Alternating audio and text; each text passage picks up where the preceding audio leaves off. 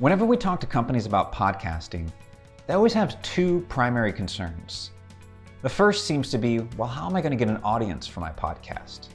And the second is, podcasts seem like a lot of work.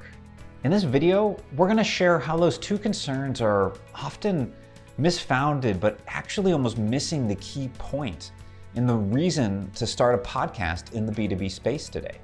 So let's dive into this first question, where people are saying, how am I going to get an audience for my podcast? And this is the interesting thing, is that when people immediately think about podcasting, they often think about just the audience and that all the value of the podcast is going to come from putting out this content and then having these great audience members come in.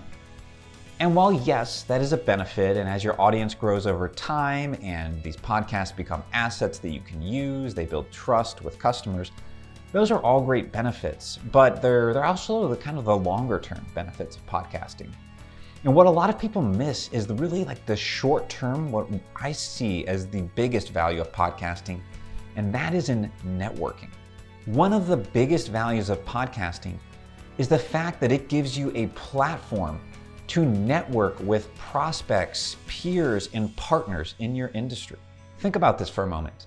If you go out and you interview one person every week that you don't know already on your podcast, by the end of the year, you have 52 new relationships with people you did not have before. And you've established that relationship in this way where you're providing value to them. You're actually exposing this person to your audience and to your entire network. And you're starting that relationship in a phenomenal way. You're providing value to this person. You're exposing them to you and your audience. And on top of that, you're appearing as an expert, as a thought leader, someone who's reaching out with a platform and a podcast that you want to feature this person on. To kind of give an example of this, imagine that you kind of flip the shoes a bit. You're running a company and someone reaches out to you and wants to interview you on their podcast. Chances are you would be quite flattered, especially if it were someone niche industry in your space. And you'd probably want to share your story with them, and you would immediately think, wow, this person is creating a podcast in my industry. That's really interesting. I think maybe they could be a partner. Maybe they know other people that I should know. And so immediately, just as this person reaches out to interview you, you're being perceived in this very kind of valuable influencer kind of capacity as you start this relationship with a new cold person who you don't have a relationship with before. And to further hammer home how much that I personally believe in this approach and that we believe in it as a company, this is actually one of the foundations that Content Allies was built on.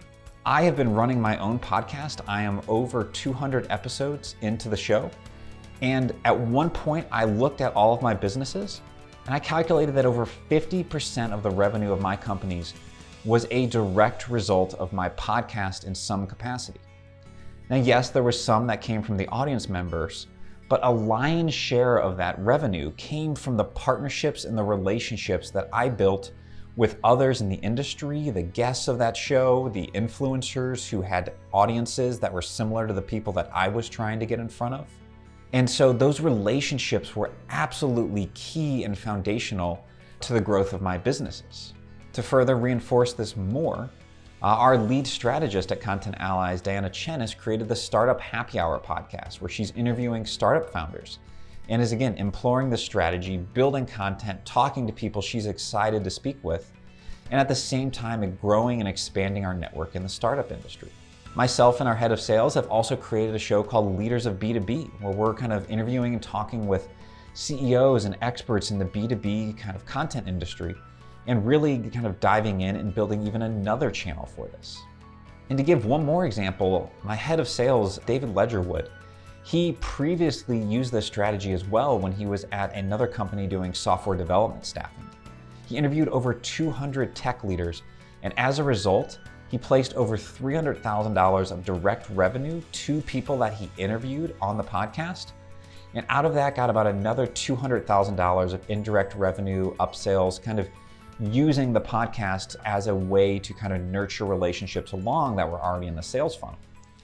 Interesting thing you can do is, but say you have a prospect and they're not quite ready to buy, they're not interested today, you can still interview them on your podcast. You can expose them, you can have them kind of exposed to your audience. You can again use that to build a relationship with them more. And so again, it's a very powerful way to also just kind of nurture existing relationships you have and keep people top of mind. And so as you can see, podcasting is so much more than just the audience. While yes, the audience and the content that you're creating is going to be extremely valuable, the biggest value of podcasts is in the networking that comes from it.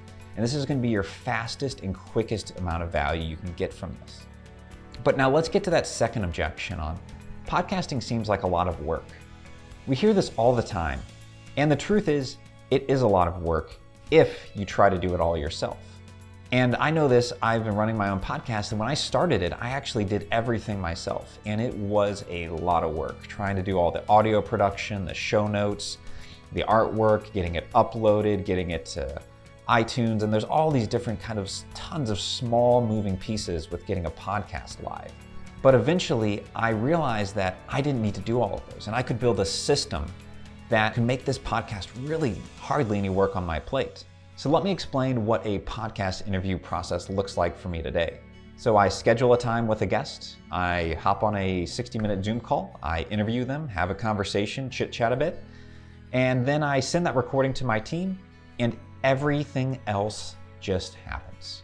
I don't do anything else. The team edits the audio, they do the intro, they do the outro, they write the show notes for this, they're gonna upload this to my website, they're gonna upload this to the podcast hosting, which is gonna get it on iTunes and Spotify and Stitcher. And they're gonna create social media posts that are gonna then share that out. They're gonna send emails to my guests saying, hey, your podcast episode is now live, so if you could share this out as well. All of that happens, and all I do is just show up and talk to the guests. And so this is what I mean when podcasting does not have to be a lot of work. It's actually so simple. It's just like having conversations with people. That's all you have to do. And so again, it doesn't have to be a lot of work. It's not a big thing if you pull in professionals to help you with the process. So that's what we wanted to cover in this video, to share again that podcasting is about so much more than the audience, that networking is the biggest value that you're going to get from podcasting. And second, if you work with a professional team, this will be hardly any work on your plate at all. You just get to show up and talk to people. Our team will handle the rest. So if you'd like to learn more, reach out to us at contentallies.com.